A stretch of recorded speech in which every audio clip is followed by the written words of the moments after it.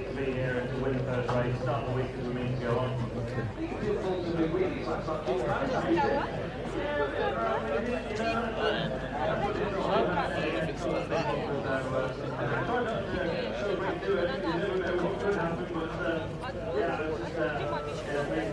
Hi, three-wheelers around the world.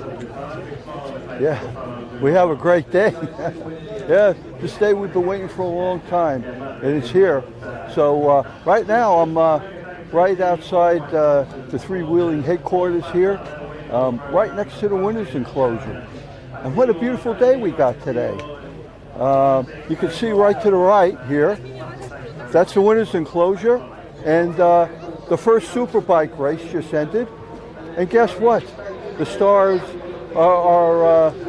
came in were Hickman first, Harrison second, and Dunlop third. But that's no big surprise to the guys, everybody out there that follows the racing. So in any case, we're here, and in about, well, 15, 20 minutes maybe, I'm going to be escorted by the TT escort out to the start line, and you know, so we can start all the ceremonial events. That means starting the race. That means giving out the awards, and so yeah, it's going to be a good time. So here we are. We're all about ready to go, and so, like I say, we got a few more minutes. So let's just go take a little look around here, right, before we take off. Come on. So here we go. You can see out there, there's the winner's enclosure. Maybe we can get a little bit closer. Come on.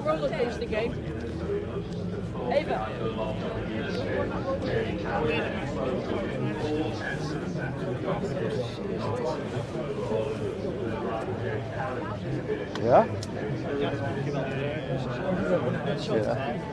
Yeah, the sidecars will be out there in a few hours.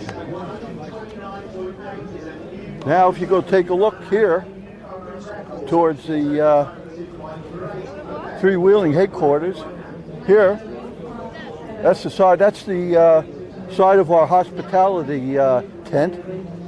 Here is my good friend. We were together the other day, Willie Connie, his bike with the 3WHEELING stickers on it.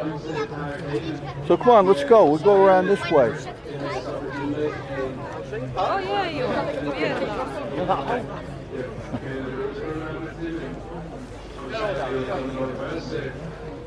Three-wheeling hospitality tent right there. One of our cameramen there, Alec. Yeah. Okay, we head down here, and we're gonna go visit our retail site here. And look who shows up, as Connie shows up. It's just, again, this is all impromptu. But in any case, so let's go around now, and we'll go in and talk to Graham, our sales manager. Come on, let's go. Oh, it's Connie again. Come on. Okay. Thank you very much. You too. Come on. Yeah. Here we are. Yeah. Okay. Well, here's Graham. Funny that you're here, huh? Yes. He just happens to be the manager, and he happens to be in the the right place. Yes, at the right time. Yeah. So, and look at this, who shows up here. Go take a scan here. This guy here.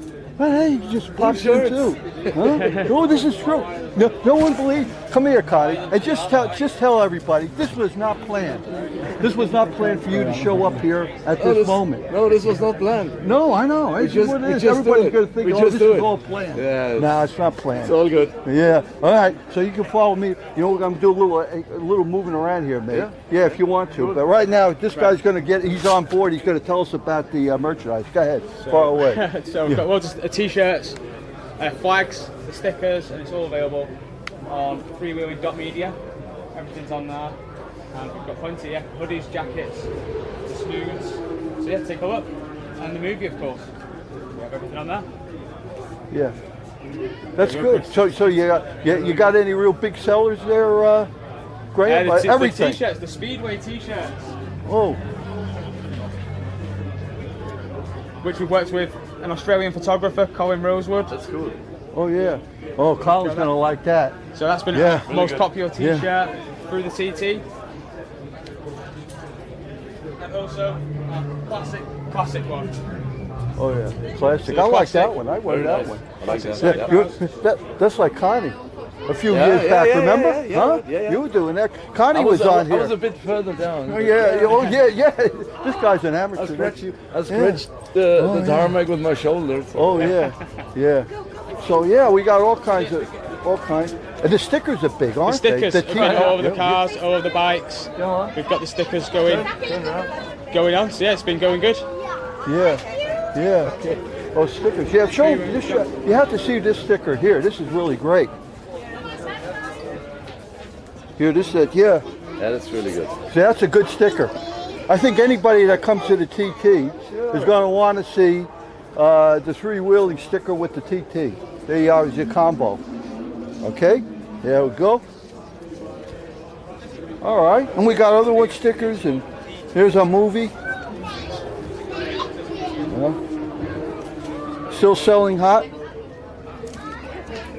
Okay, so why don't we go ahead? Anything else you say? No, that's okay, that's fine.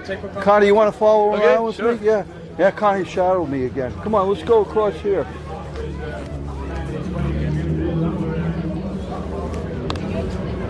Will you? Okay, here we are. Will we later be at the start and finish line again? Oh yeah. Good. Yeah. So here we are here now. Oh, just introduce yourself, and I'll tell you a bit about this operation here. Yeah. And what's the name of your company? The Black Dub Mile 9. Yeah. There you are. So yeah, we're based on Mile 9 of the TT track. It's an old garage we're rebuilding as a restaurant, cafe, bar. So yeah, it's all going ahead now. Yeah, but what about your apparel? What brand name do you use? So the story about the apparel, Ugly & Co. They're our title sponsor for the TT at the Black Dub. Oh yeah. And a large percentage of the proceeds go back to the races there. So. Oh, there he is. Yeah, This guy's a good salesman. That's it. Yeah, but this is what it is. You know, we have a close community here in the Isle of Man. We're local. These guys are local. We're right across the lane from each other, right? That's it. We're all TT nuts. Exactly. So we all cut together, right? That's it. Yeah. Oh, good. The sales been good? Yeah. Oh, good. Yeah, not bad. we've been doing good as well over there. I was about to say the sun's shining and the bikes are out. Oh, so yeah. Can't complain. Yeah. What I tell you what, right here, we got a good spot. Yeah. We got a good spot. Yeah. Right next to the The traffic here, I think anyone who comes to the T almost has to go through here. Definitely. If they go to the grandstand, right, Connie? They got to go through here. No This is way a good out. one. All right, guys. Let's No just go meander. Thanks a lot. Thanks a lot. Oh yeah, you got to do this because you got to do that 3-wheeling. There you are. I forgot to. All right, guys, come on, let's Thank go.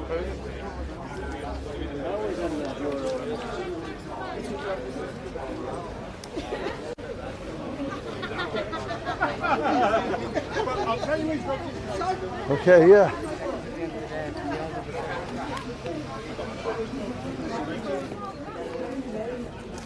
Hi guys.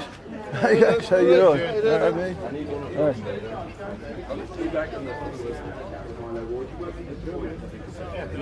We're gonna go. Come on.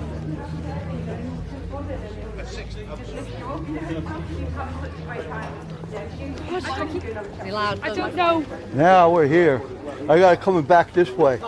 You want to come, Connie? Here's guys. one. You guys know each other. I don't know if you do or not. But Hey, old friends. Hey, yeah. How you doing? Yeah, here we are. Good to see you, Chris. Yeah, yeah. Putting. kids? Yeah, Ashley. Hello, mate. Yeah. Hi, how you doing? Yeah, Good to see you.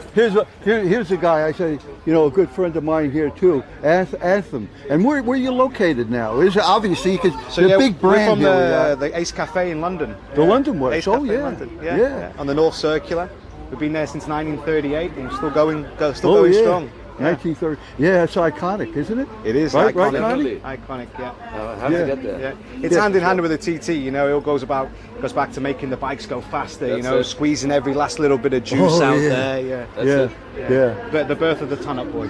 Yeah. Come around Ton here, up. Connie. Yeah, you can get. Connie's like my ornament here. He's like the my iconic Christmas guy. tree Yeah, next to me. yeah, you, know what I you mean? can hear him before you see him. Yeah. Oh yeah. I just need some more badges and then. Yeah, Yeah. You need an Ace Cafe badge on there as well. I don't see one. Definitely yes, I need Yeah. one. Well, you need to get one.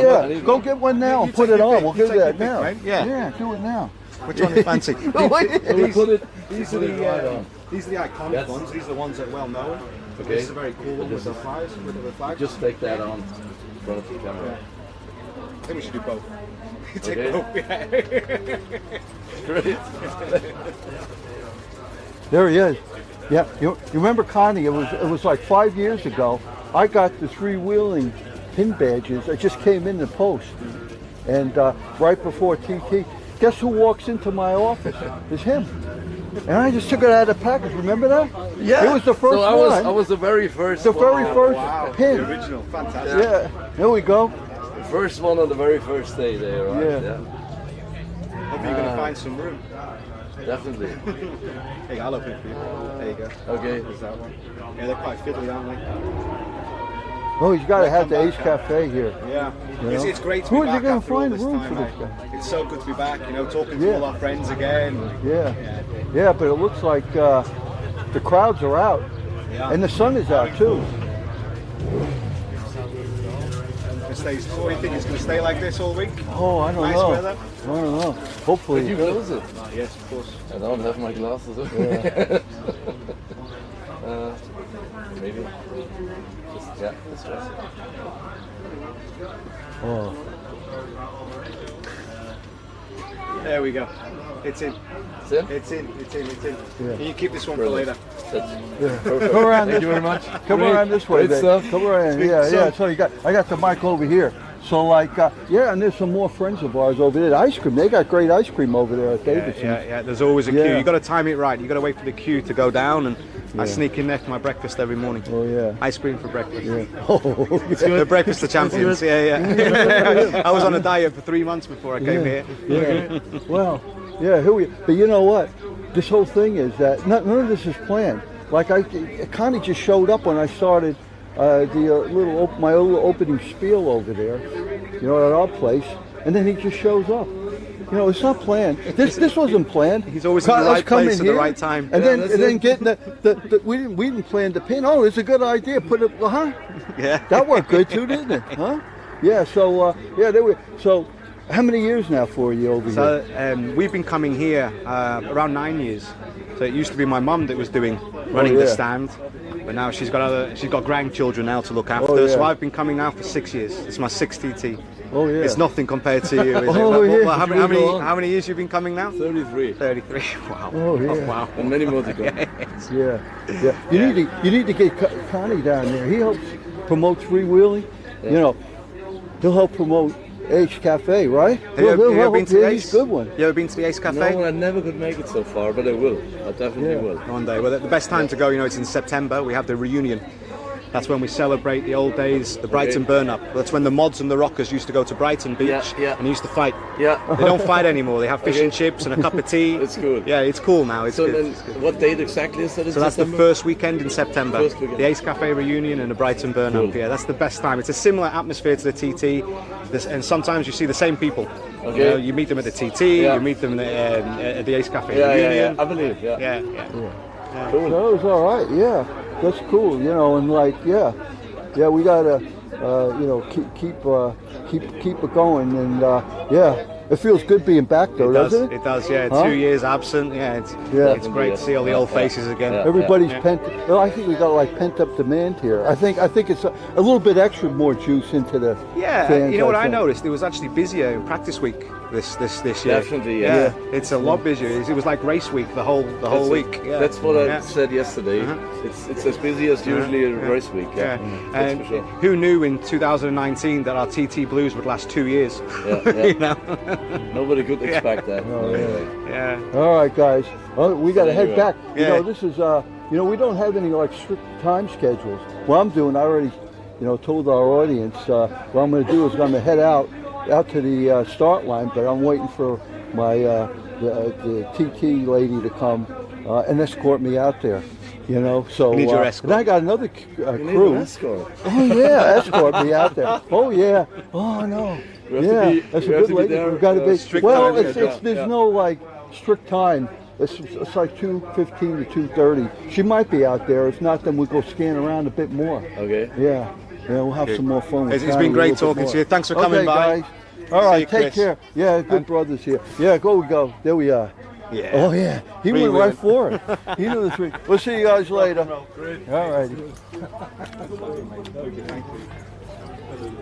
Okay, so let's head back. On lap 2, Michael Dunlop 133.086 on lap 4, and Dean Harrison 132.787 on lap.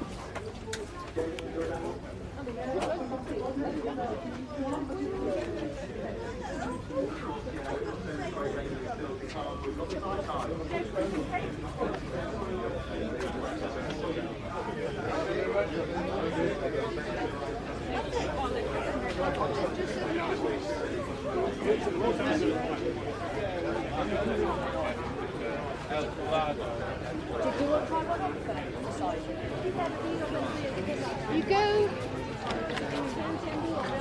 Yeah, you can see. We should. This is the entrance. Should we go to three-wheeling right here? See? There we are, right there. We're gonna go. Yeah, it's supposed to meet us over here. Yeah, right here.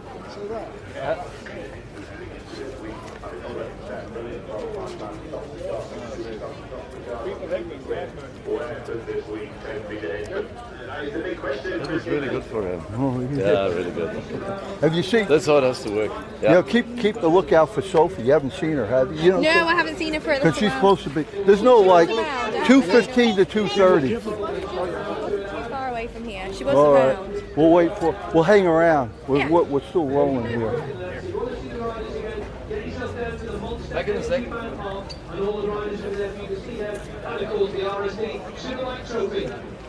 Okay.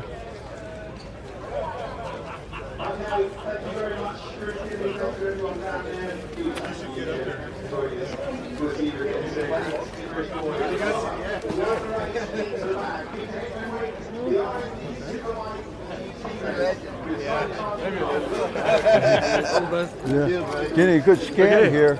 Well, this now you can see with the crowds gone from the Superbike race, you can see the winner's enclosure. Let's go take a closer look. Come on, Connie. Yeah.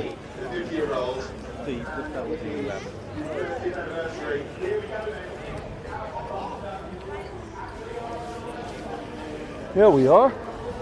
And alongside all those great names there, you know, look at RA, Motel, RST,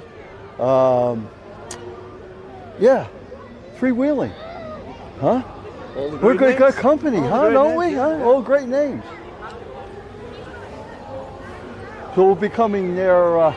We'll be in that area not too long. We'll see. You know, yeah, probably. Well, maybe an hour and a half. I was just taking a guess when I'll be in there. But because the race is an hour. In half an hour it will start. Yeah. Hour and a half. All right. So we got a nice patch here, and yeah, you can see the 3WHEELING logos on this side too as well.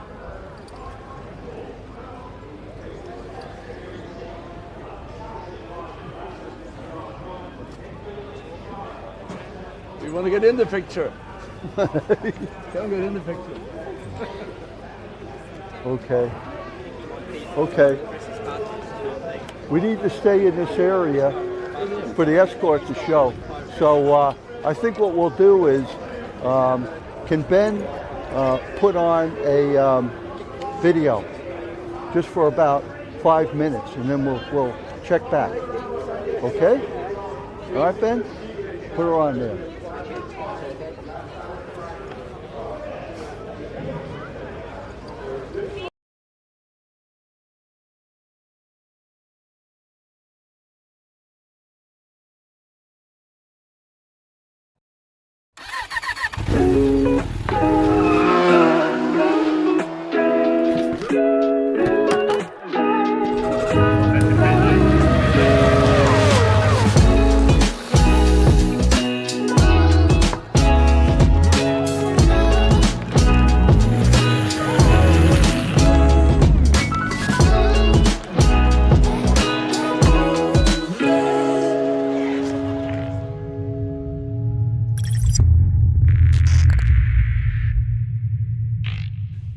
our three-wheelers around the world. We got a great show for you today. We have Michael Russell. Michael, I call him Superman because he's going to take a run at being the first rider in TT history to do every class in 1 year.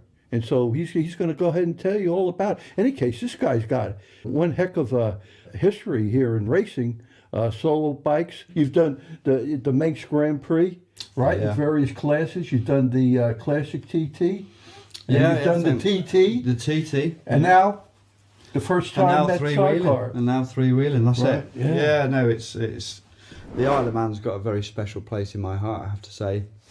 And it ruined my racing career in the same breath. Because when we started off racing two wheels, my aspirations were going to be, you know, I want to be the next, Shaky Byrne or whatever in superbikes. And a friend of mine said, "Oh, enter the Manx Grand Prix, do the Manx Grand Prix." And I'd watched the onboards, I'd seen the TT, and I was like, no way am I going to be doing the TT course. It's just phenomenally stupid that anyone would want to do that. I landed back in the UK, bought a bike, came over to the Isle of Man, never been to the place before, and rocked up for the Manx Grand Prix in 2007 as a newcomer. Ever since we turned a wheel at the TT course, I don't want to do anything else but race the TT course, race the Isle of Man. At the Southern 100, as a newcomer, we followed John Holden round. And John and Lee were leading us out as a newcomer. Because it was so slow though, you hit every bump and the bike, the outfit, you know, you sort of, the bars were just, and it was jumping to a curb or jumping the other side, not where I was going or expecting it to go. And Tom, thankfully, sort of said, we need to just go and do the newcomers practice session now, build a speed up and slowly just see how it goes. Had we not done that practice session afterwards, or had it been just as bad as that out lap, that newcomers lap, I genuinely think I wouldn't have done the three-wheeling off-roading, because it's such a different outfit to a two wheels. Two wheels, you feel the bumps and everything, but the Sidecar tracks, it tracks the sort of angle of the road even, so it's so different. Being such an experienced solo guy, how is the thrill different? That must be where it's at. You've just summed it up, Chris. It is a thrill. Don't get me wrong, love racing two wheels, certainly around the TT course, absolutely love it. But every time you get onto that Sidecar, for me, the grin factor is beyond anything on two wheels. The only way I can describe it is you race a two-wheel motorcycle, you're sort of on the bike, you're in control of it and everything else.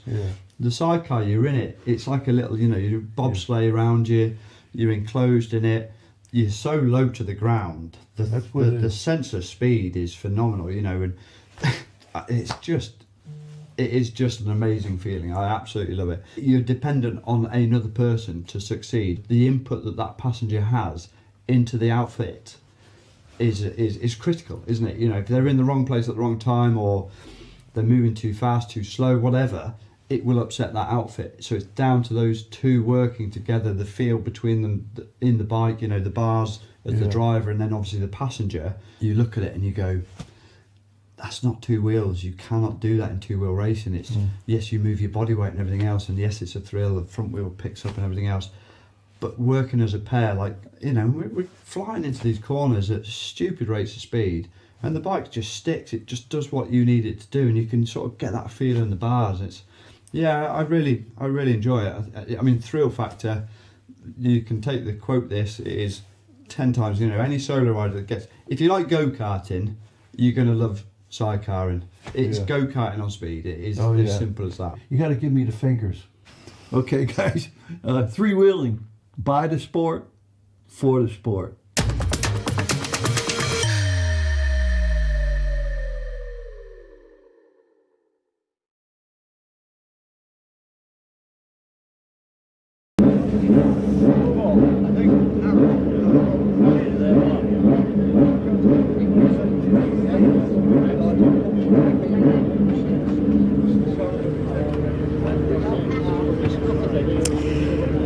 welcome. We're finally here in the pit lane for the sidecars for the three-wheeling TT sidecar race of TT 2022. I'm so excited. I can't wait to speak to everybody. The boys aren't quite here yet. There's some of the team members, so we're going to see who we can grab.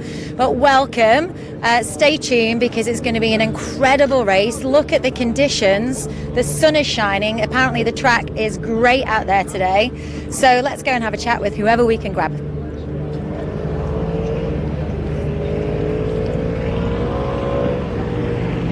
Mr. Mark Thurfield, how are you? You all right? Yes, I'm good. How are you? Great, thank you. Just getting the last few things done, ready for this race.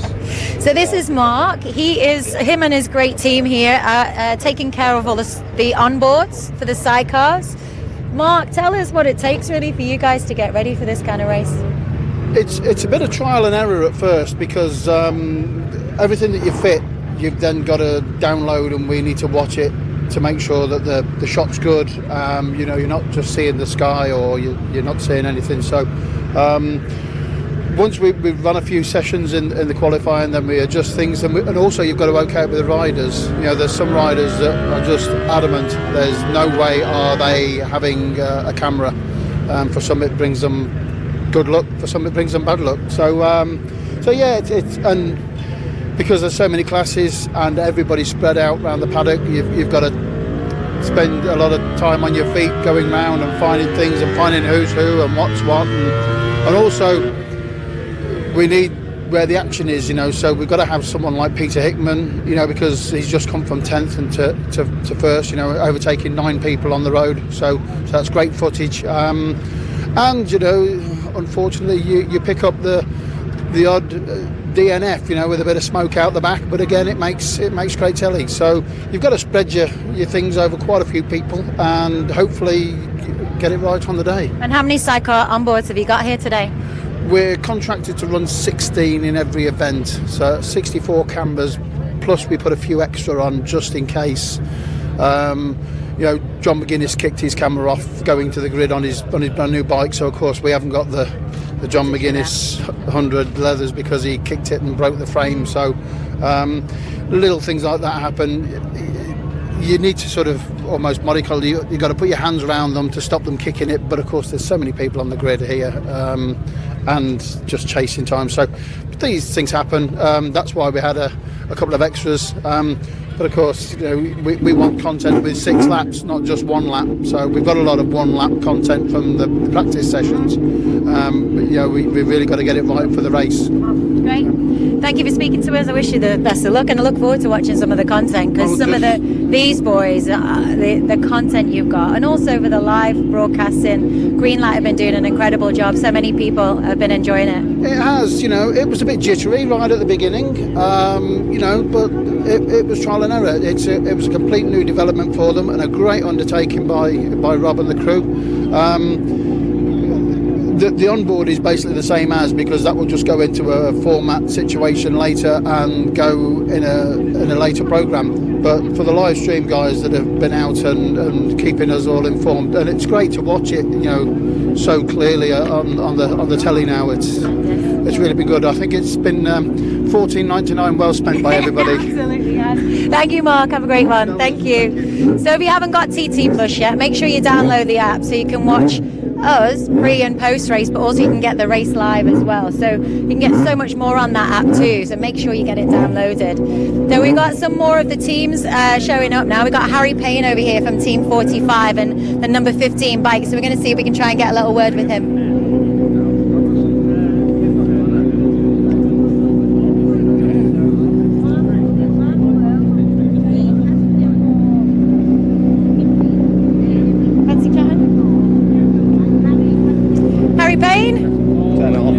No problem. So Harry Payne, number 15 outfit. Harry, how are you feeling about going into today's race? Good, yeah, just a bit tired really, to be honest. We've had some problems, unfortunately, later on in the week. The start of the week was great, but a few issues with the race engine, so we had to take that out last night and run a completely fresh one in this morning at the slicks at the dyno, so we haven't had a lot of sleep, unfortunately, but we're just trying to just be calm and just get today's race under our belts and then work towards the second race and try and improve the situation with the engines. Well, you certainly got off to a great start at the beginning of the week with the times that you set in the first practice session. So many people, your name was on their lips. I'm really excited to see what you're going to do in the race. We'll do our best. I'm also as surprised and happy with the results so far. So just hope we have a little bit more speed this time, and maybe the result will come a bit easier. So we'll see what happens, but I'm looking forward to it. Have a great one, Harry. Thank you.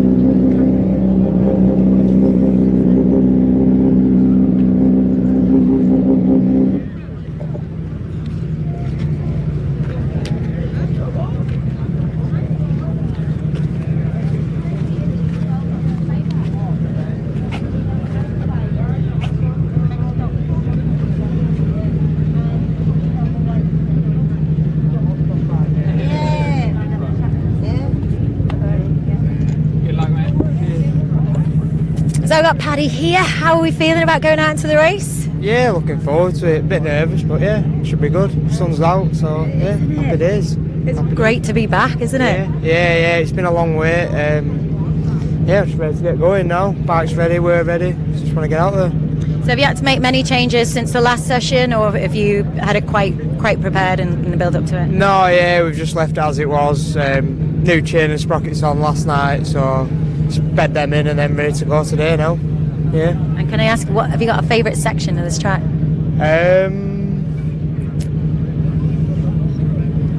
Maybe from the start to the finish. I'm trying to think now. I like the mountain. Yeah, I do like the mountain. Yeah. It's good, yeah. Good. And is it anywhere where because there's been lots of reports on the bumpiness of the track this year, and obviously you guys in that short distance between the ground and the outfit, you're feeling it way more than the solo boys are. How has that been for you? Yeah, it's the only place really that's any worse than it has been before is Sulby. Down Sulby Straight's horrendous at the end, but yeah, apart from that, it's all been pretty good, to be honest. Just usual bumpy TT course. Yeah. And what are your hopes then going into the race? Well, it's probably 8 or 9 that are right up there, so be happy with top 5, and even better if we could get on that podium. So yeah. Well, I was watching you coming over Ballaugh Bridge the other night, and you boys were looking smooth coming over there. Yeah, I don't mind Ballaugh, actually. That's quite a nice section. But it's good. Great. Well, Paddy, have a great one. Cheers. Thanks. Thank you.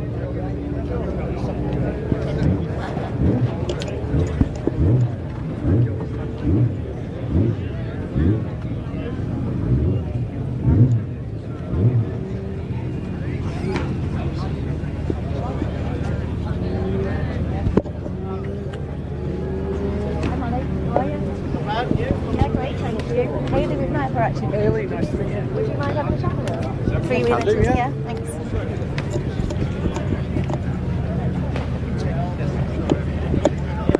So it's Dave Molyneux, everyone. Molly, this KTM has been sounding a beast around that course when I've been out and about listening to it. How is it feeling now? It's not bad. We got the temperature pretty stable last night for the whole lap, which has been a problem getting to Ramsey and overheating and cooking over the mountain really, but we did some modifications, bit of engineering, and it seems to be a lot better. And it's great to be back. We've had 3 years away from it, to have you boys out there. How does it feel for you? It's been a huge gap, hasn't it, between the last time that you were out there on the course? Yeah, it is. Same for everyone. It is a big layoff, and it takes time to get back into it, and I'm not like bleating off here, but we've the Sidecar classes took it really in the neck this year. 4 laps practice. I think the most anybody's had is 6. 6 laps is not a lot to get your bike dialed in and yourself after such a long layoff. But yeah, we'll just have to crack on with it and be thankful we've got a race here. Absolutely. And conditions-wise, can I ask you? You've been around this course. I wonder if you can even remember how many laps you've actually done on this course.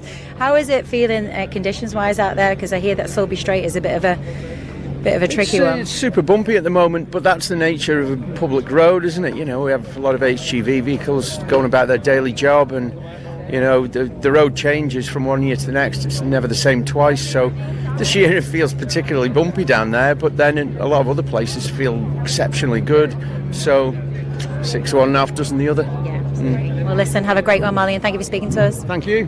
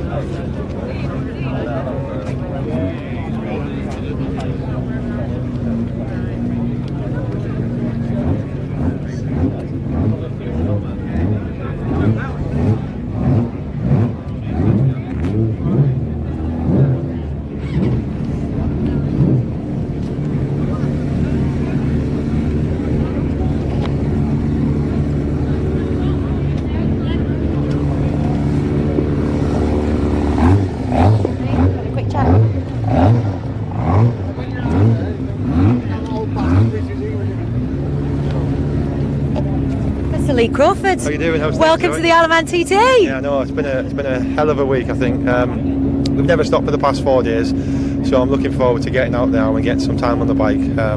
We haven't been fortunate enough to get them flying laps in yet, so that's what I'm anticipating the most right now, is just getting that second lap in. I was ready last night, come out last corner, all full of hell, first, second gear, red flag. I thought, no, but yeah, it's one of them.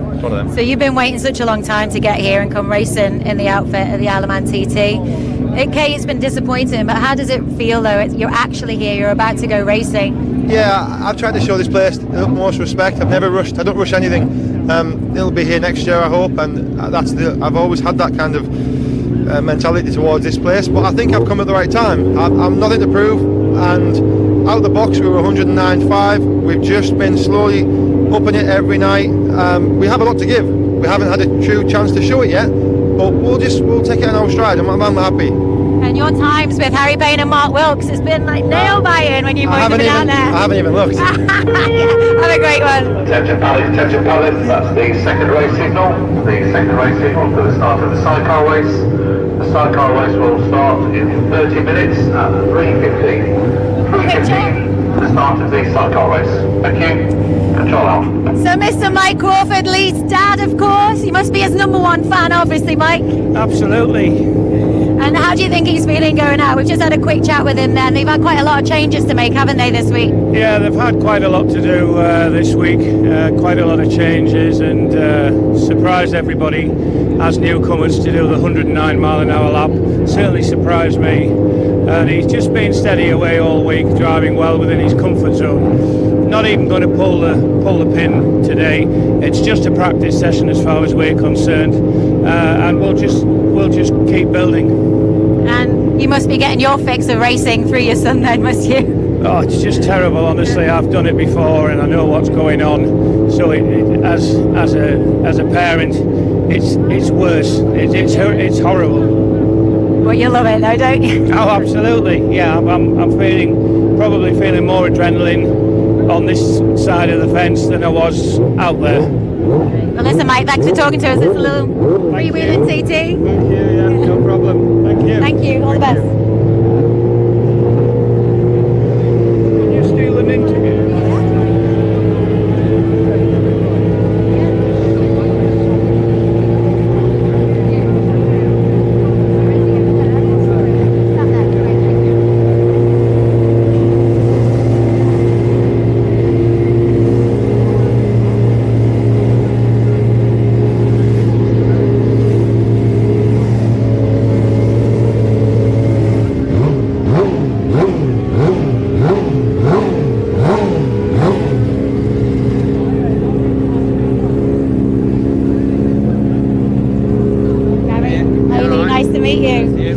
Mr. Gary Bryant here, great outfit, Gary. And how are you feeling going out into the Isle of Man TT?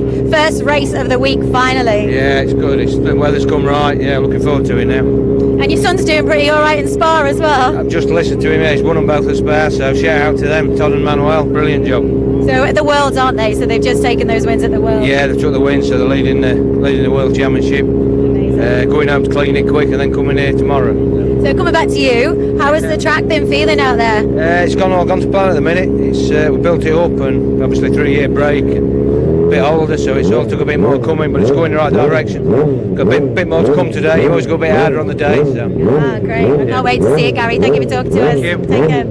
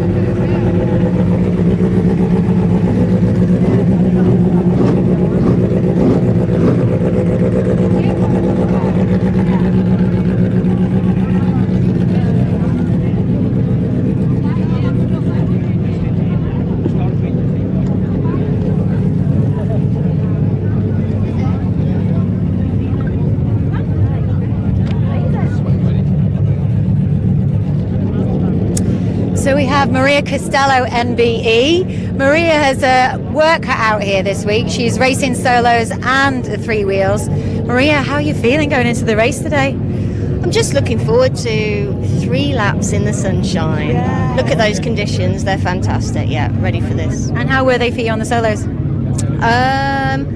Obviously I wasn't out in that race. Oh, apologies. No. How has this week been? How's this track been feeling? Because you've not been here for 3 years. There's been a lot of bumps commented on out there on the track. It does feel bumpier. It does feel bumpier, especially down Sulby Straight. Everyone's saying the same thing. So it's the same for everyone, isn't it? And how you and your pairing getting on then together? Because it's obviously not been a lot of lap times, but as you said, at least you're going to get 3 today. Yeah, no, we'd already built up our relationship before coming here. So yeah, all good. Have a great one, Maria. Thank you.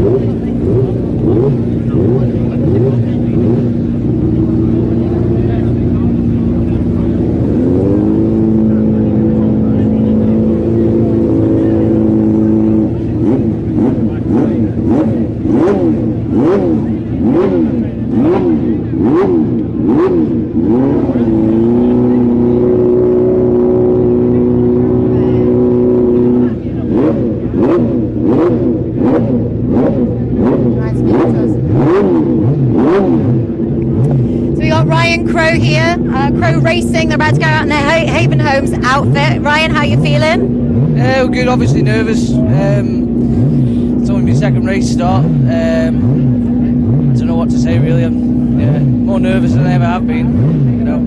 But a good man once told me if you're not nervous, you shouldn't be stood up there. Absolutely. You know? 2019 fastest newcomers. You boys have got it though, haven't you? You've got it there. You've got this great outfit. You've got the skills. Excited to see what you do. Oh yeah, I am too. To be honest with you, I don't know what we can do. Last night's session was a bit mixed, hit and miss, with sectors being oily and wet, and you know we only found out this morning that the throttle was actually jamming onto 80%, so we never got 100% throttle. So I don't know. We'll see what we can do. Great, Ryan. All the best. Thank you. Cheers, Hayley. Thank you.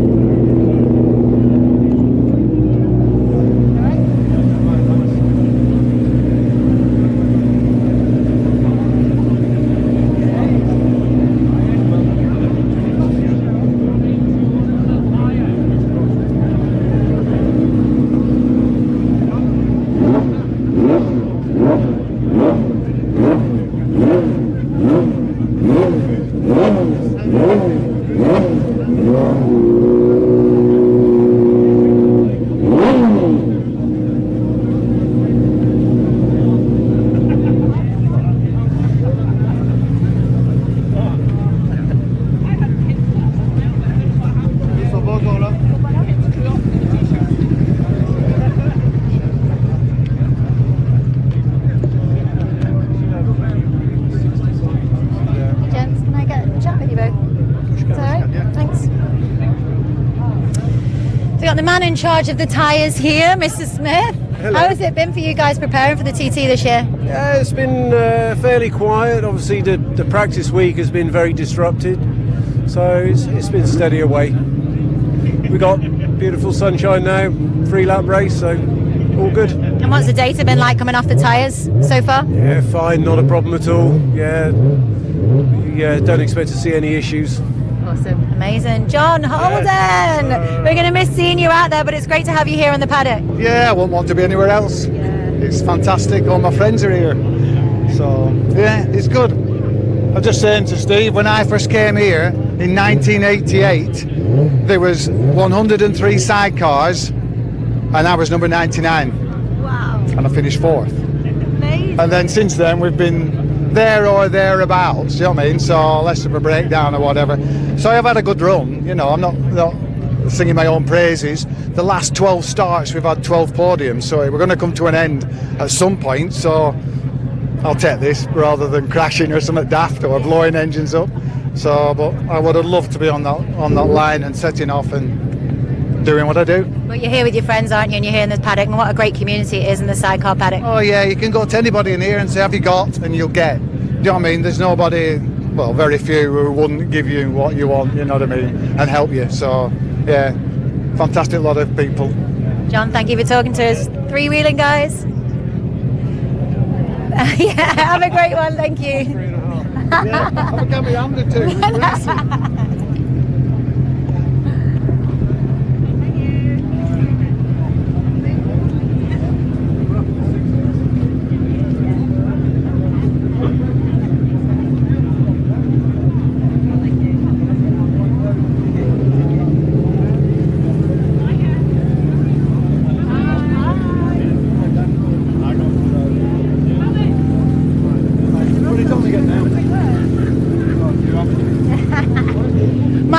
Everyone, only taking on every single class at the Isle of Man TT this year. How's that neck feeling? Do you know what? It's not just the neck, it's everything, Hayley. I didn't realise how stupid an idea this was until we got here, and then you know when you have second thoughts, you're like, it's a bit of a bittersweet pill to swallow. You know, it's hard work. And then yeah, 6 laps on the superbike there was really hard. Yeah. My leg's dead. My neck's really sore. My tricep and shoulders are really painful.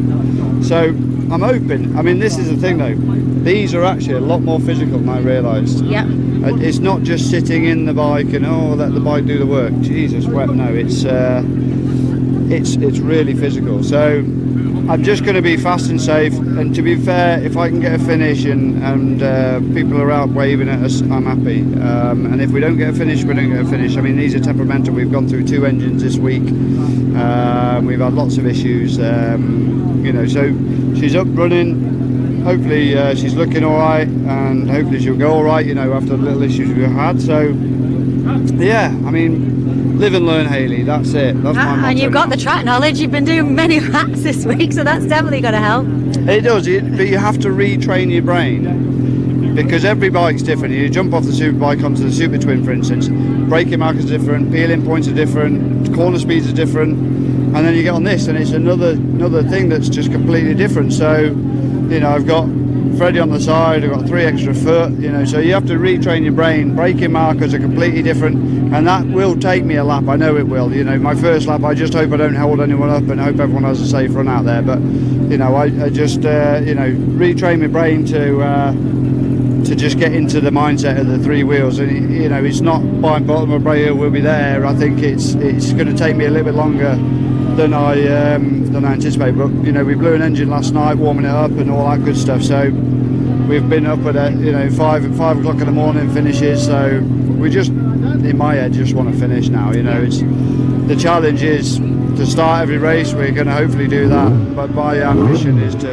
finish every race. So we're going to persevere. I know it's going to be painful. We did 2 laps the other day with Freddie, and unfortunately Freddie hurt his ribs, but it actually was a bit of a sort of godsend, because you know there were things that were aching with me. So three laps non-stop, you know, this is going to be hard, I know that. So we'll do what we can with what we've got. And you're making history, Mike. To be fair, I'm never doing this again. All the best, and try and enjoy it.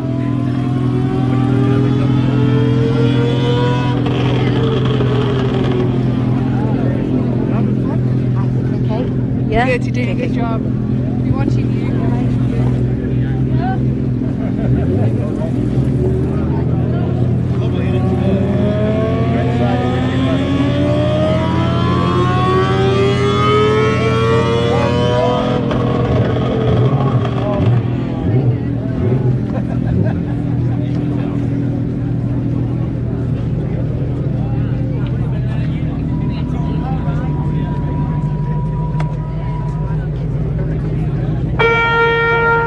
Attention paddock, that's the third race signal. The third race signal for the start of the sidecar race.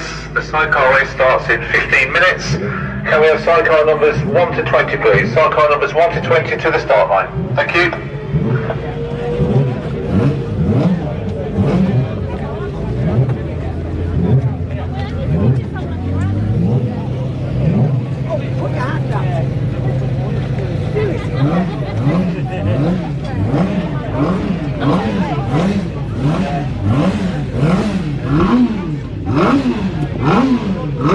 So we have Faye Ho here, so team owner of the FHO racing outfit. Faye, it's so good to be here at the Isle of Man TT, isn't it? Oh yes it is. I mean the sun's shining and you know you can't beat this race anywhere in the world really. It's the best one. And how are the boys feeling? The outfit looks absolutely stunning in team colours. Yeah, they're doing very well, so I'm very pleased with them. So we just have to see how they do. Right. Well, I wish you the best of luck. Thank you, Faye. Very much. Just 3-wheeling.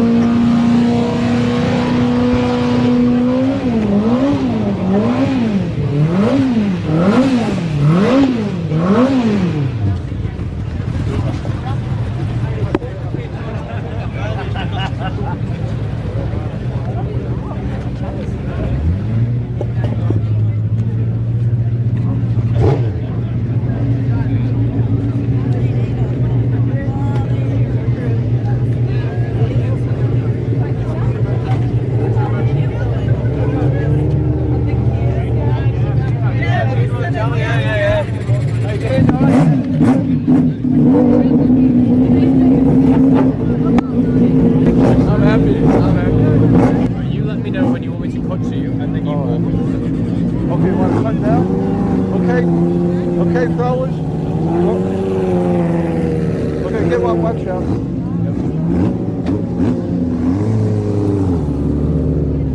Okay, yeah, well, there's a scramble out here. We're in Park Fermi. We're going out to the grid now, guys. Come on, let's go.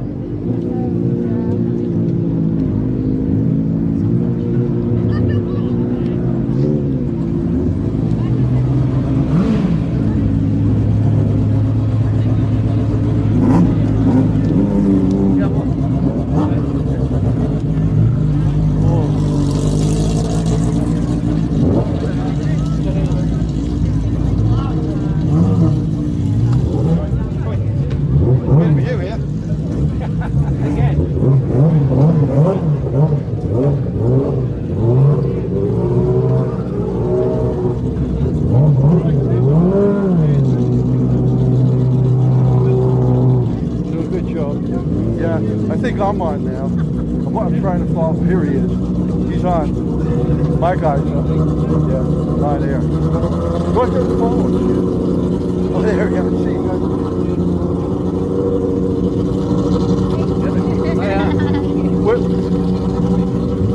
where's Andy? Oh, there. Yeah. Oh, excitement.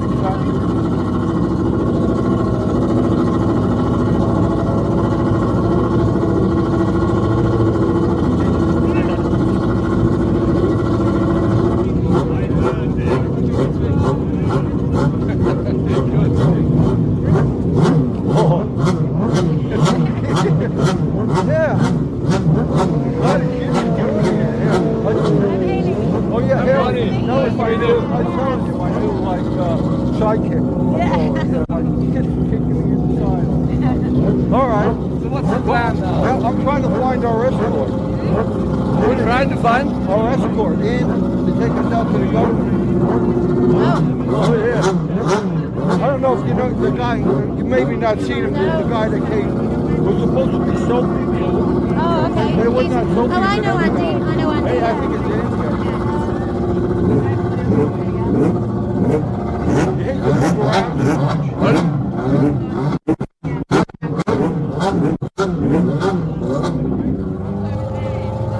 We could do. Mom's not sticking with us, Dad. She's like wandering me around. She's like wandering around when she wants to. It's like all disorganized. They had like, you have like, you got the flag and it's organized you. I think Yeah, that's my guy. Look at luck. My mate. Good luck. I wished him luck. My mate.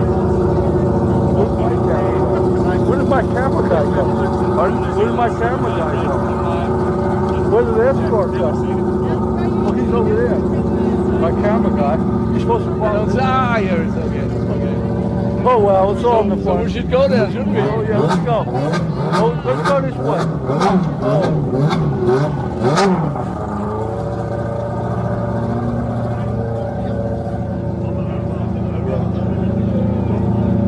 It was a good move, it's a sticker. Oh yeah. We can do it again. Oh yeah. She's fast. She's fast. Do you feel that pissy water? Maybe we go on the other side then.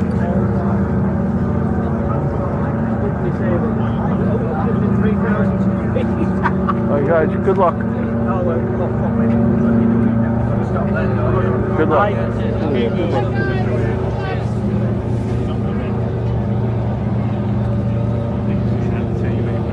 Maybe you put stickers on. Oh yeah. I think they got all the stickers.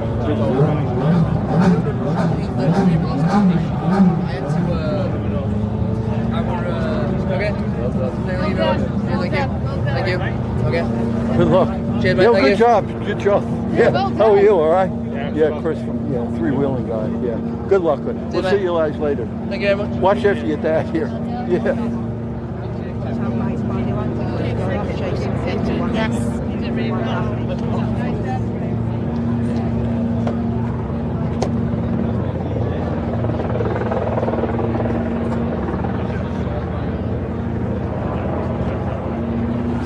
Wow, some excitement out here. You want to come in here, Hayley? I don't know. do.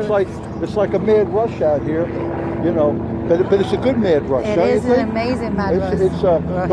It's a mad physical rush, but it's also a nice mental It's rush. just nice there. to be here with everyone, isn't it? So many Yeah. familiar faces. Yeah, everybody's getting on to it.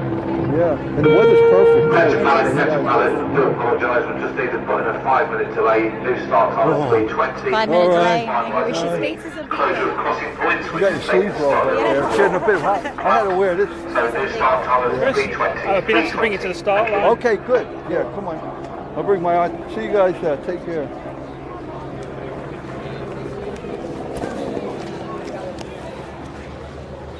Okay.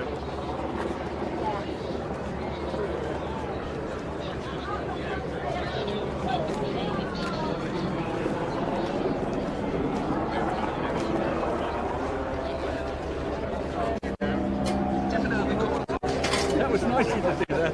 Come on. Oh, there you are. Yeah, there you are. Yeah.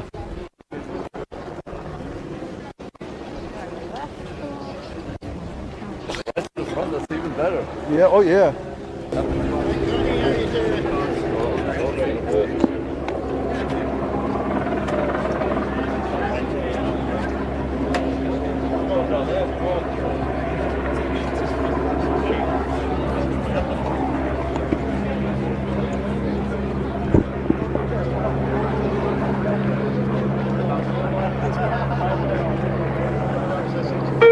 Attention Pilot, my apologies, sorry to mess you about. We are good for a 3:15 start. 3:15 start, so 6 minutes. 6 minutes to the start, 3:15 start. Thank you.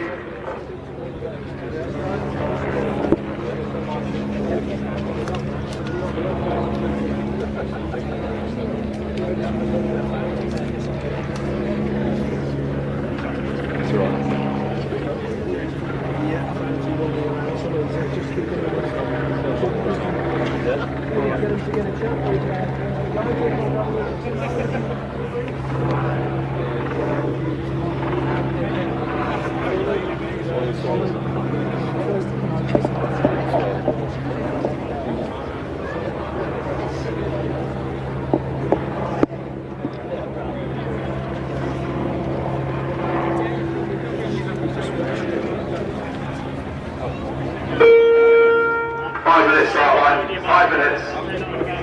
This one, yeah?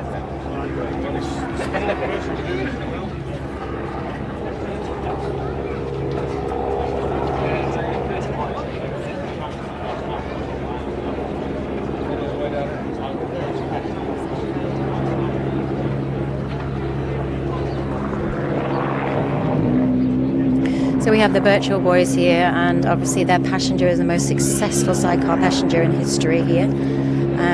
Then we also have Tim Rees, Kevin Rousseau, who are going to give them a run for the money, so they're going to be right on the Birchall's tail.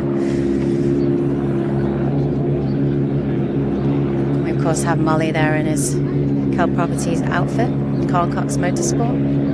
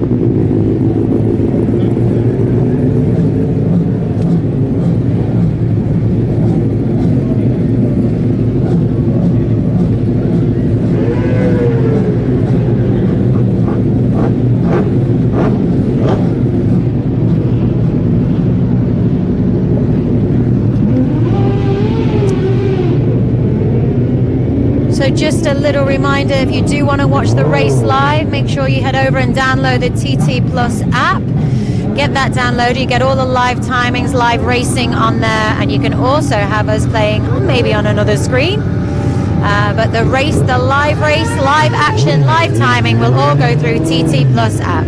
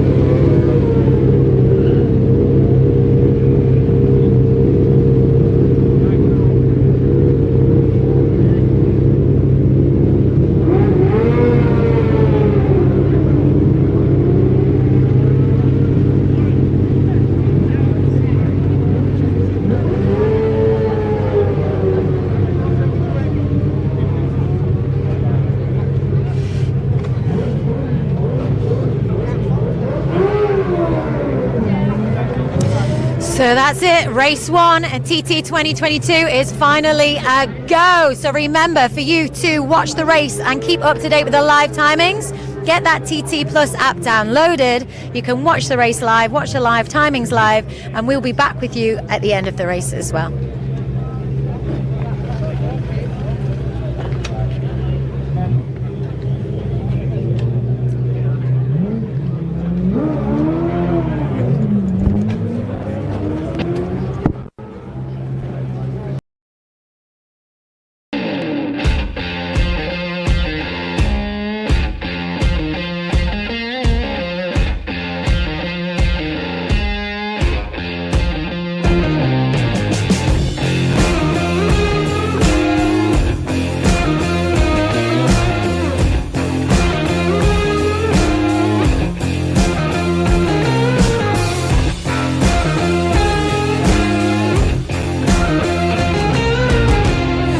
I was kind of brought up in it through my old man, but I've always been involved in the race paddock. I always was going to be, because my uncles and stuff raced, and you know. But I was, like I said, I was brought into it as Callum was born into it. Well, the mother was pregnant, and we all, I think, was he passengering right? Or Yeah. Passengering. I can't remember who the driver I think was. it was Kenny Howells he was passengering. And the mother fell into labour. And did he do the race or not? Yeah. Oh, he yeah. did. He did the race. I was actually, I was born when he was racing, so I was born on TT week. So I am known as the TT baby. So that's pretty much how we got brought into the race. And then obviously the old man went into driving. I think his first TT was 2002. Well, he started driving at the TT with Darren Hope as a passenger. An Irison. On an Irison. Then they changed chassis to a Dave Molyneux DMR chassis, and then it was 2007 that he got his first LCR, which was the original LCR that was different. completely different to this, really. The back end, the suspension was all different. It'd been developed since then. But yeah, once he got the LCR, he never went back again. Yeah, he went on to win 5 TTs. And it crosses the line in first place. Nicky Crowe, Darren Hope. British Championship, 700, Scarborough's. No, he was quite good, like, I suppose he was quite good. But we have done fast around Derby. Yeah, he's not as fast as us around Derby. And Cadwell Park. So we're catching him up. There's only a couple of places, which obviously Scarborough, which he's got the lap record at Scarborough still. Still to this day, still got this lap record. Nobody's come that close to it yet. 700, it was a good one. He was 2007 700. He had a bit of a hiccup at Ballawhetstone, and he rolled off coming down the start-finish straight, and it was like 99.997 mile an hour lap, and he was gutted about that because he could have been the first person to do 100 mile an hour, but he rolled off all the way down the, just short shifted the bike down because he thought he'd messed it up, but he didn't. It was just one of them little mistakes that he'll regret. But no, he's got a good track record behind him. Yeah, it would have been interesting to see what he could have done if he kept on going. If he didn't have the accident, it would have been interesting.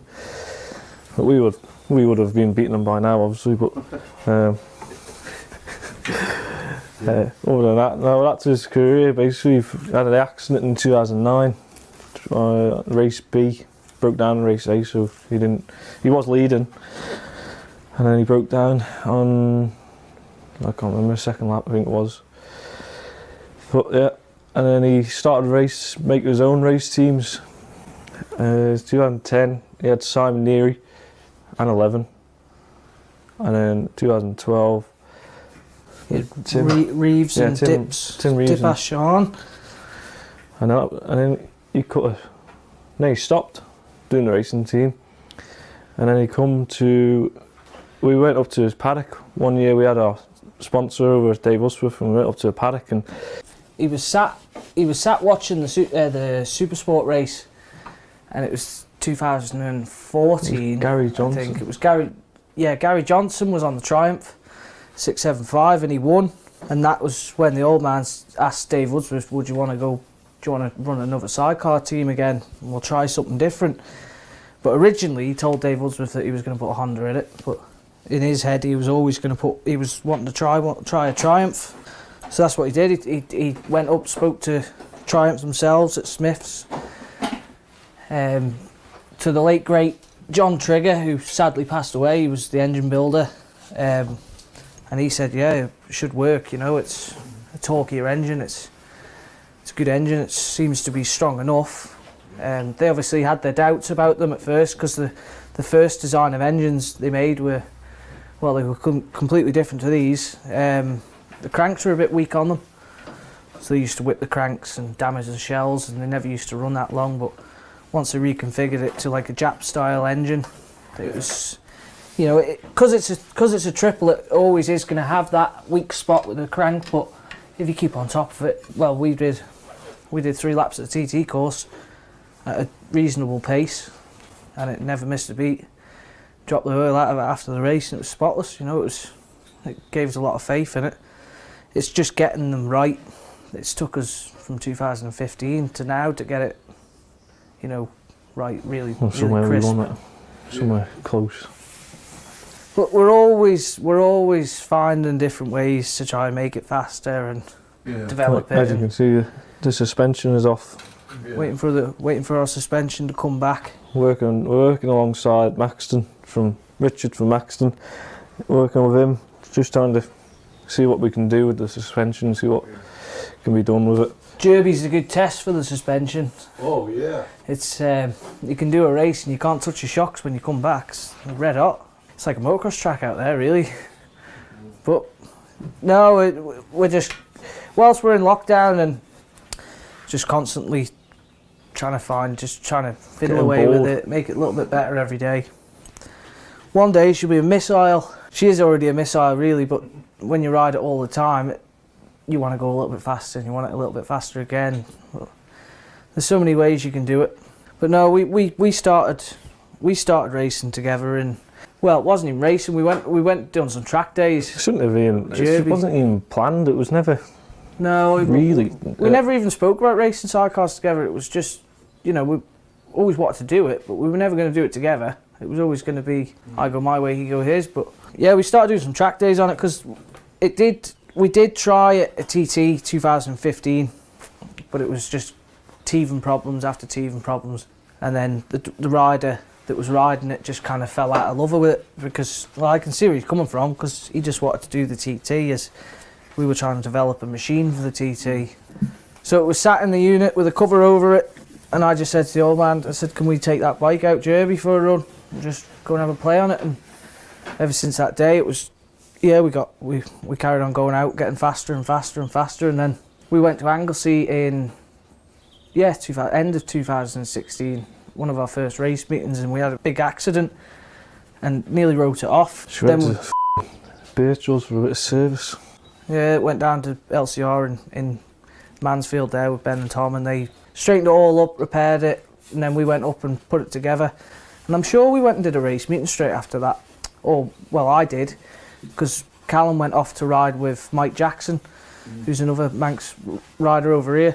And I went off with Jason, my cousin Jason Crow. Then I had Harry Payne.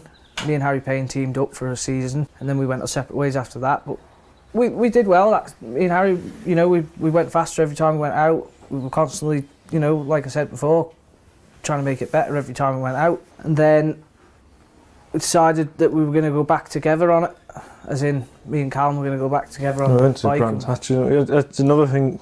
It wasn't even planned either. It was where you come to Brands Hatch. Cadwell Park. No, we went to Dorrington Park. Oh, yeah. And it was me and Harry were supposed to be racing, and Callum wanted a signature, and he wasn't racing that weekend, so he came with us for the crack anyway. And we were on our way down to Dorrington Park. I think we were about an hour away, and Callum said to Harry, "Can I jump on for the day and get a signature, and then you jump on?" And I was a bit, because I hadn't raced with him for a while, and obviously I'd got faster. And you know, you start relying on your passengers. You get a trust with your passenger. And obviously I haven't raced with him at that pace before. Never missed a beat. We had one hiccup, me and Harry, at Brands Hatch, and it wasn't any of our faults. The motor just let go. We were still development stage then. And yeah, we went to Dorrington Park. Callum jumped on the first day. And we were doing good times, to be honest. You know, faultless. I thought, bloody hell, this, you know, it's mint. I wouldn't even know I had a different passenger on. And then we come down the start-finish straight, just kicked it into 6th gear, and then it just went whoof and just locked it up. Just like the motor just locked up. And the side of the cycle, the whole unit went sideways, going down the straight towards Redgate, and I was thinking, not again. Yeah. This is 2 years after I'd last had him on. We crashed together, and then I just thought, you know what, I'll put him back on, and then we nearly crashed again together. But that wasn't our fault. That was a little bit of a hiccup. Where did we go then? I think we go to Brands Hatch, didn't we?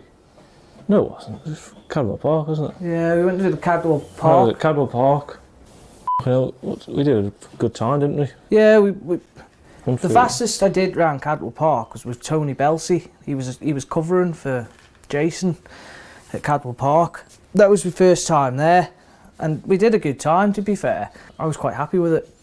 And then we went with Callum, and I'll not name him, but we had a bit of a thing where I was told that I wouldn't go 2.5 seconds faster that weekend that we went, just because it's a hard thing to do. And on the last race we did, and we went just over 2.5 seconds faster than our personal best that we did last time we were there.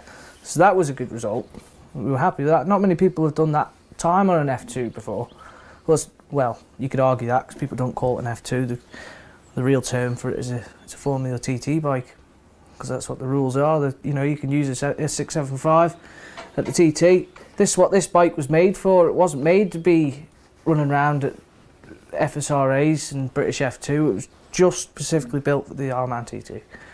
That's why the headstock angle's different, the offset's different. You know, everything's just a little bit tweaked for the TT. The whole chassis is, the whole bike, the engines, the tune of it. It's specifically just a TT bike, and Derby. That's about it. Well, we didn't get much experience ourselves. We were lucky enough to have my old man to kind of set the bike up roughly for the TT, because we only did 1 lap practice, and that's all we only got. And he just said, I'll put my settings that I have in it and go and see what you can do. And you know, we were a bit weary of it, because 1 lap and you're about to get tapped on the shoulder to go down and do your first race. It was like, you know, set off 11th. You have to do 3 laps to qualify. But we only did, like I said, 1. But because of the weather and stuff, they couldn't really say no, because I think we qualified 7th off that 1 lap we did. If you go back to the second race, when we didn't get out on the track because we had an electrical issue, on the second night of practice when the weather was alright, we broke down at Snugborough. A chain link come out. Well, I said, didn't I say to you, I said, if we finished that lap, we wouldn't have finished the race. Like, if that didn't happen, we wouldn't have finished the first race, because the wiring issue would have come on, and God knows what would happen It's then. just fate, isn't it, I suppose? Somebody was telling us not to go. We had a little, we were sat in Park Ferme, I suppose, where you're just about to go up onto Bray Hill, and just here on the wiring, but you can't see it when the fairing's on, and the lights on the dash were flashing. And I said to Dad, I've never done that before. And he goes, no, it'll be alright, just turn it on and off, see what it does. So I turned it on and off, and I started it back up again, so we warmed the oil up, getting it ready to go. And then I said, where's that smoke coming from? He goes, oh, it's probably a bit of WD-40 if the exhaust. I said, I don't think it is, that stinks. So I turned it off, and it wouldn't stop smoking, so we had to reach around trying to grab the battery connector to rip the battery out of it. The solder was rubbing through the wires, and it touched against each other and started burning out. If we were going down Bray Hill or something, about to hit the bottom of Bray Hill, and it just cut out, you don't know what's going to happen. You know, it doesn't handle right unless the power's on.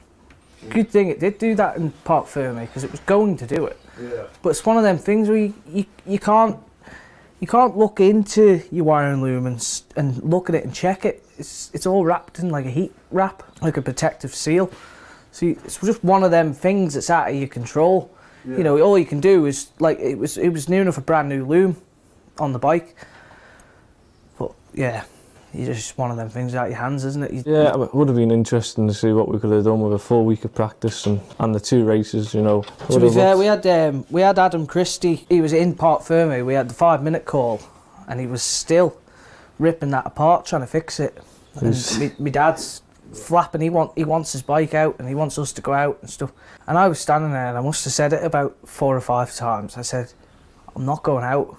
I said, even if you get that bike fixed, I'm not going out now. I said, I'm not in the right frame of mind to go out and do it now. But he was that determined to fix it. You know, he was that, and he wouldn't stop until the bike started going on to Bray Hill. I just said, just put my helmet down. I said, that's it. You know, just call it a day. Yeah. Somebody's telling us not to go. We went back, got changed, and went out on the business. That's all you can do. We didn't even have a big down about it, really, did we? It was just. No, you can't. There's no point in getting upset about something that's already happened, because you can't change it. You know, all we did is went back, got changed, grabbed a couple of cans of beer, and went and watched the race. But at least we did watch the race. The old man was saying to me and him, dead steady. First night of practice. Yeah. Dead steady, nice and calm. Go and learn your way around. So anyway, we were cruising to about, I don't know, it was probably about Griever Castle or something. We were, you know, we weren't pushing, like, I wasn't trying. I was just riding, but we got to remember, I drive the roads every single day. You know, that's my job. I drive on the roads every single day, so I know where I'm going. And as a teenager, I was a lunatic as well.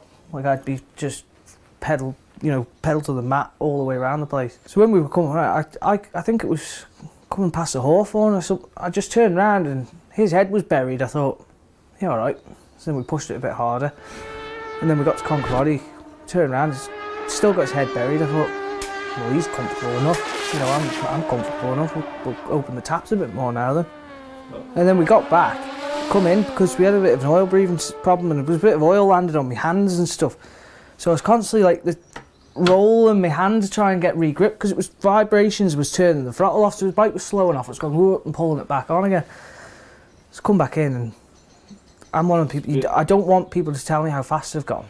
I'd rather them just say, what's wrong, this, that, and the other, let's fix it and go back out. Because if somebody tells you how fast you got, you want to go out and go faster, but then you'll end up going slower because you're trying harder. But yeah, I seen them all walking over, and it was Well, my dad, he knows not to say anything because he doesn't like it either. And Dave was with, but one of the Haven Homes fellas, he was helping us out. You know, it wasn't his fault. He was chuffed to bits. And he shouts at 109. I'm like, God, no way. But yeah, that was it then. And as soon as we went back out, we only made it to Ramsey. Just Sky Hill, wasn't it? Yeah, just before Ramsey. That's when I looked at the times, when I was on the marshal's phone, when we were stood at the side of the track, and we went 1 second slower to Glen Helen, 1 second slower to Bluff, 2 seconds slower to Sulby. So that proved the point that when you try and go faster, you won't go faster. You've just got to settle in and I found ride your bike as well. I found it funny because, well, actually, when we first went out, I went round town riding, we went through Greba Castle. I was thinking, he's licking on here, isn't he? I was thinking, bloody hell. There's actually a video on Facebook. You can, us going through Greba Castle on the very first lap, and you just see how nailed he's got it. But like when he was saying about the oil spill, one of the bosses from Haven Homes was there, Billy.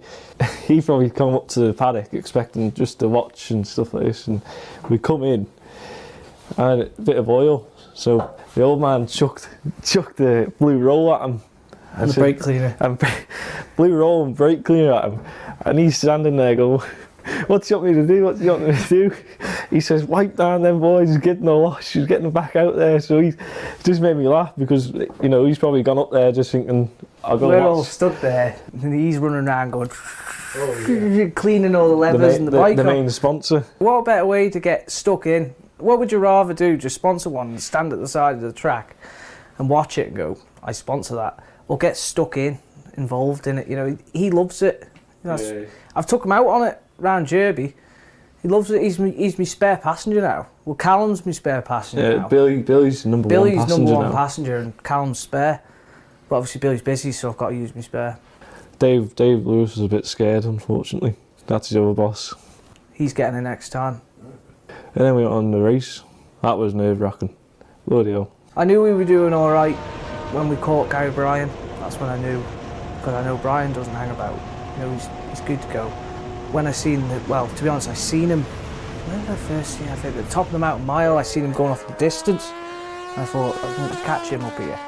And then we caught Conrad Harrison coming out of dip, but he let us past, you know, he I think it was Andy Winkle said, like, waved us past. People think that the bike just went poof past him, but it did. You know, Andy waved us past, pulled in and let us through, and then he pulled back out in front of us, behind us. That was it then, and then we kind of just settled in, like just stayed, didn't try and push anymore, because I knew it was only, that was my second lap around the circuit.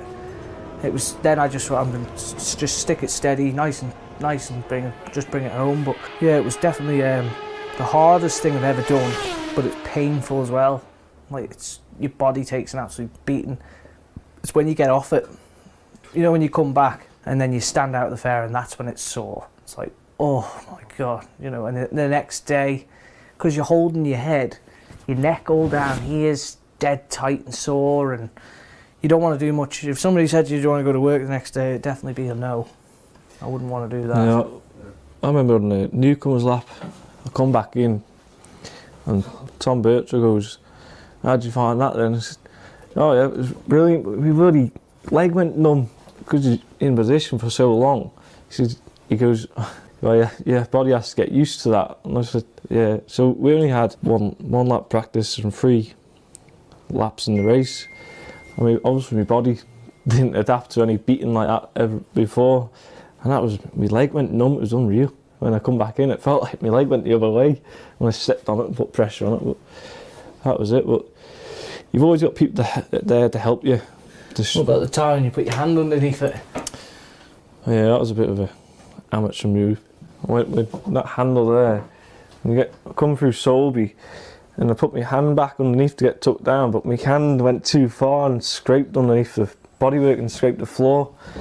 I thought nothing of it. I thought it was just a thing. I was going to the mountain mile, and my hands were tucked in on the thing, and I seen all the blood on my hands, and I was thinking, what the hell have I done here? So you had to take the gloves off?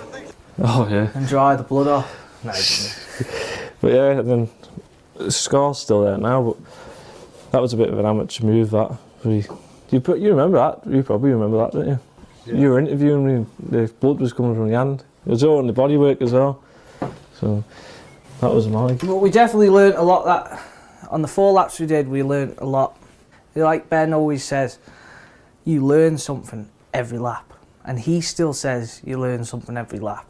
And the pace he's going, the amount of laps he's done, you know, I know you've got to carry on learning and learning and learning. It does benefit you living here because you know everywhere, but then it's completely different. You're on a 3-wheeled machine. You're not in an 18-ton wagon driving around or a hot hatch car, or you know you're on something with no suspension with 2 people on it with 3 wheels. You're wringing the neck out of it. You're going as fast as it can go. You're not doing 30 coming over Blaff Bridge or through Blaff or Solby, or you know that's strange to us. It's like where you'd expect the lollipop man to come out and stop in the middle of the road as you just go, you're just flying through. But it's an amazing feeling. It's once you've done it, you just want to go again and again. After you get the 3 laps, it's just when you cross that line and you've done 3 laps of Yardman TT, it's just absolutely. But you go again. Oh. You know, they said, right, restart, you go, right, okay. Yeah. Let me change an engine and we'll go again. I remember crossing the line, I must have broke his back. I was slamming it that hard with celebrations. There was no other feeling like it in the world just to cross that line. It's where your bread and butter is, isn't it? That's it. And then where did we go? Brands Hatch after it, didn't we? We went to Brands Hatch and I walked back into Ryan. I said, so boring. This is so boring. I said, this is absolutely boring me, the racing on the circuits. I said, you come from the TT and then you come to Brands Hatch. It's just like... For a few weeks after. It was just like... That was on the long bike though. So it was hard for me because they're completely different things, and I've only ever ridden a long bike like a handful of times, as I've ridden the F2 loads of times. Like you couldn't count it. I could wake up in the morning, get on the bike and go and do racing and blah de blah, but the long bike is a completely different thing. To me, you know, people say you should learn to ride one of them before you ride one of these because they're more difficult to ride than these. This is like a go-kart. Like if you're coming in a bit too fast, you can scrub it off, scrub a bit of speed and then carry on going, but you wouldn't want to scrub one of them off. You know, you wouldn't want to come into a corner and just chuck it in and scrub it off. You end up on your roof. But no, I've decided I like the F2s than the F1s. They're on about trying to do a lot more road racing around Ireland and that new Isle of Wight circuit that they're on about now. They're going to try and get the sidecars there. So to be honest, I'd just stick to my road racing really on the outfits, and then if it doesn't happen with these, we're going to go buy a classic and do all the road racing around Europe and stuff on it. Circuits are good, but they're not the roads. Everybody has their own preferences, and yeah, I prefer the roads myself. Of what I've done, it just gives me more of a buzz than riding around the circuit. People say you only ride at 90% of your ability, but I say you do ride at 100% because you're concentrating so much more harder than you are on a short circuit. Because you know you can't make a mistake. You've got to make sure you don't make a mistake. And then you got the pandemic, which put a stop for it for 2 years. It's just, you couldn't make it up, could you?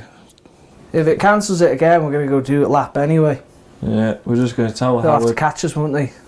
Yeah, just going to tell doors Howard. Open, bike in, shut the doors. I'm going to text Howard Quayle and just say, listen, we're going for a lap.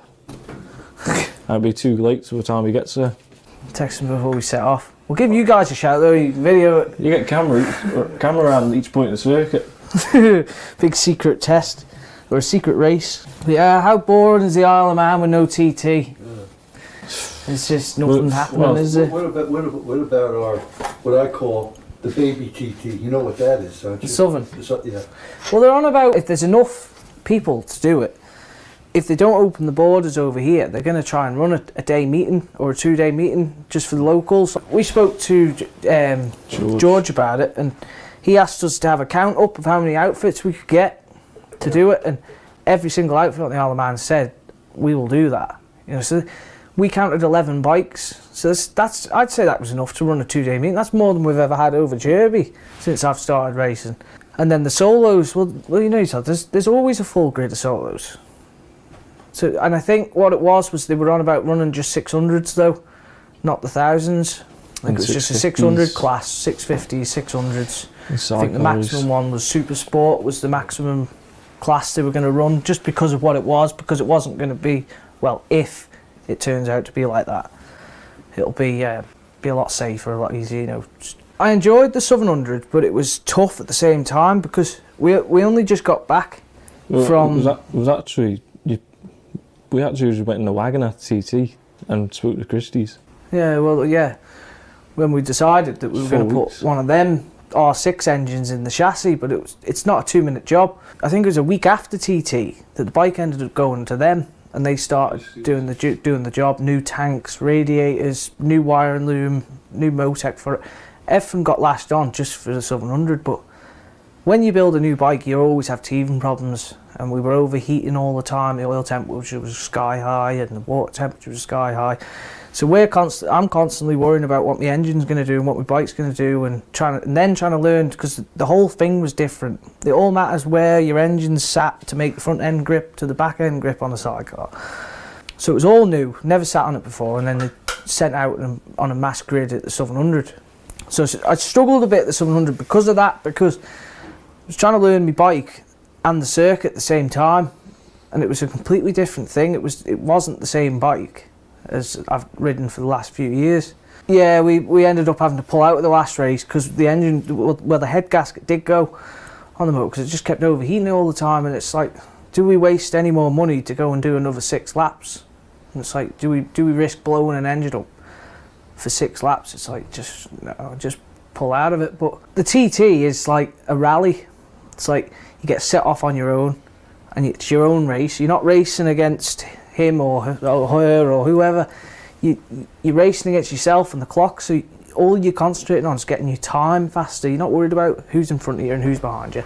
But the 700, it's like a short circuit put onto a road, and it's, you know, mass start.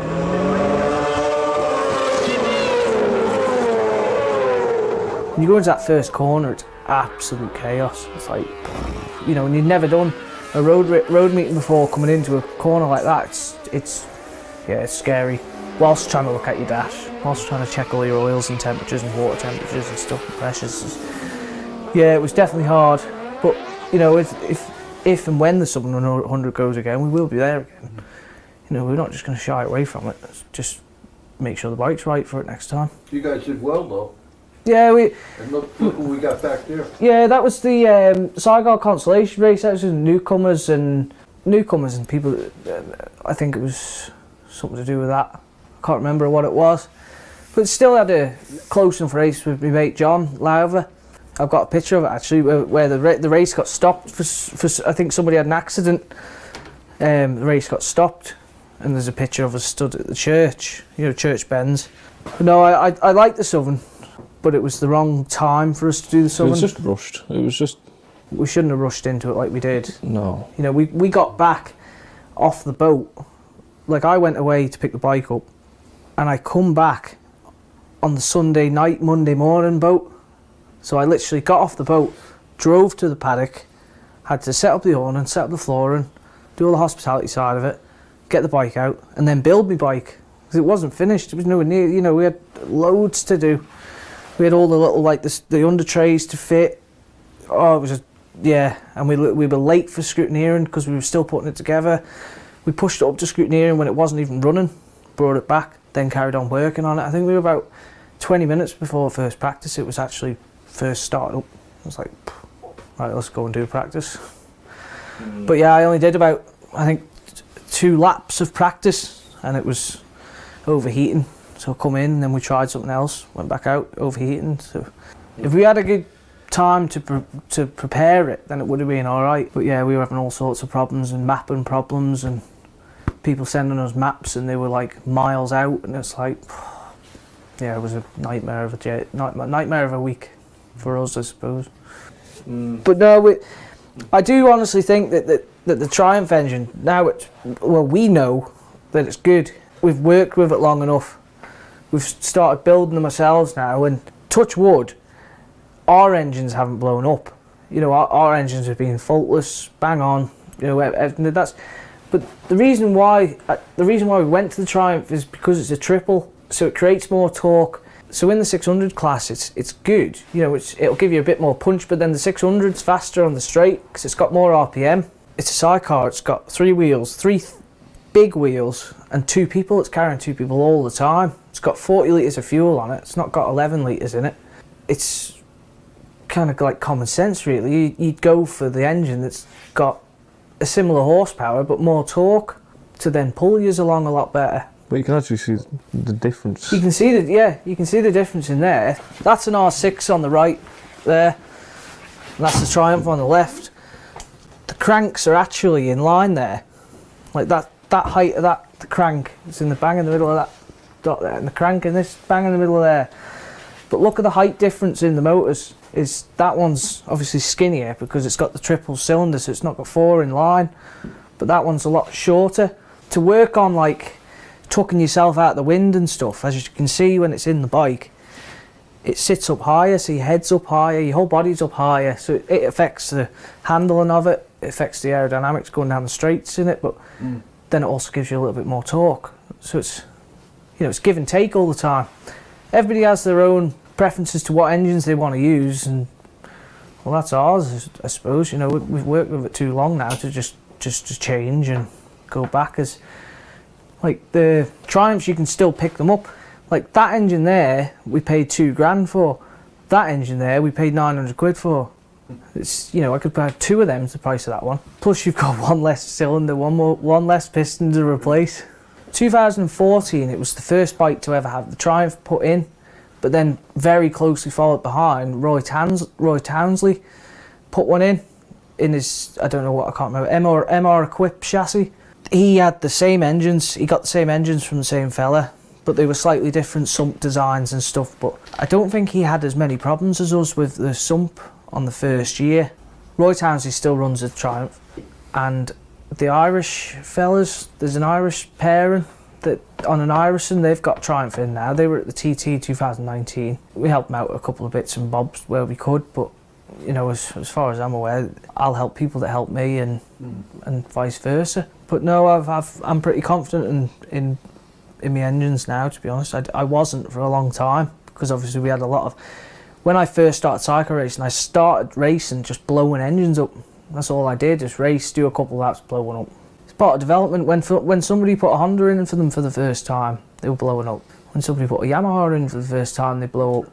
Because it's a sidecar, it's not like a solo. It doesn't lean. On a solo, when it goes around a corner, the bike tips, so the gravity's pushing the oil flat all the time. So it doesn't slosh from side to side. It's always at the bottom of the sump when the bike's leaning. As a sidecar, the engine's sat like that, and it doesn't lean.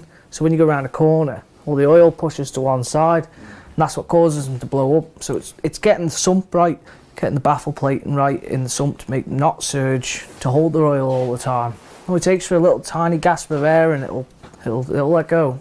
You know, they're very temperamental. They put up with some stress, but they are temperamental. It takes a tiny little mistake to cause them to go bang.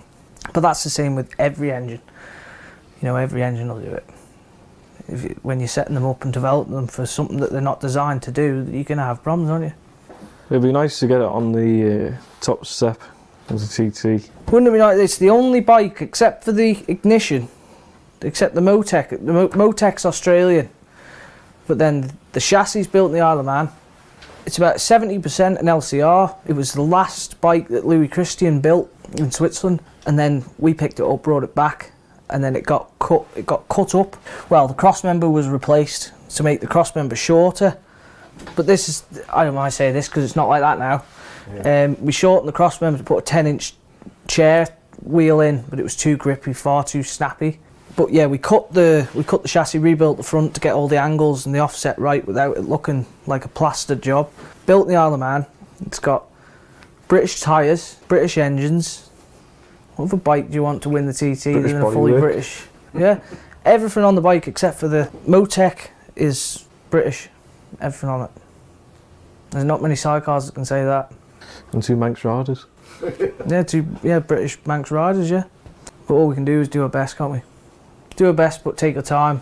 You learn to go fast very slowly.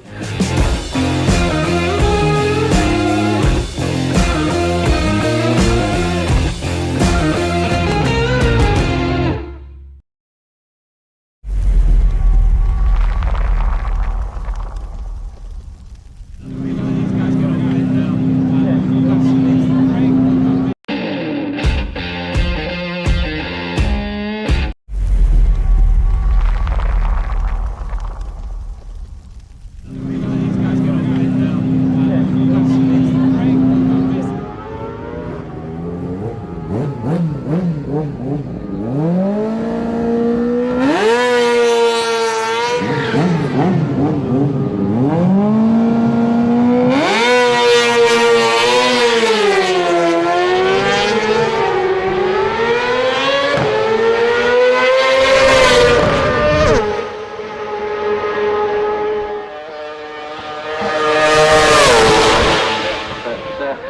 machines should be coming into view very shortly. They're pretty close to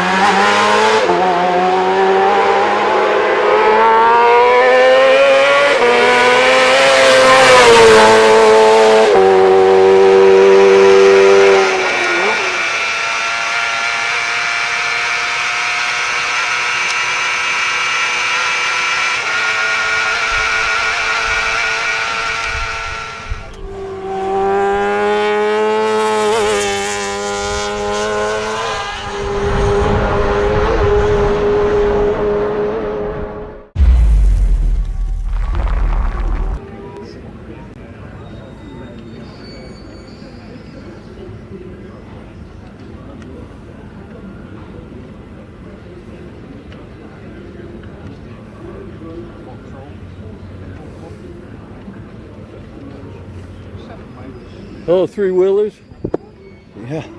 Yeah, I see, you know, with the live stream, we've had an interruption and unfortunately a red flag. And as far as I know, all the boys have returned, or they're on the way to returning. The race has been canceled, and I just spoke with one of the TT officials, and she told me that she would keep me updated. But it sounds like they're going to be rescheduling it for Monday. Isn't that what you get? That's correct, yeah. So they've got a contingency plan in place for Monday. So hopefully the race will be added on to the schedule on Monday, and they can catch up on the race that we've missed out today. All right. Okay, everybody. It's summertime here, so yeah. In any case, you know, stay tuned to us, and we'll let you know when we know. Take care, everyone. Cheers. Okay.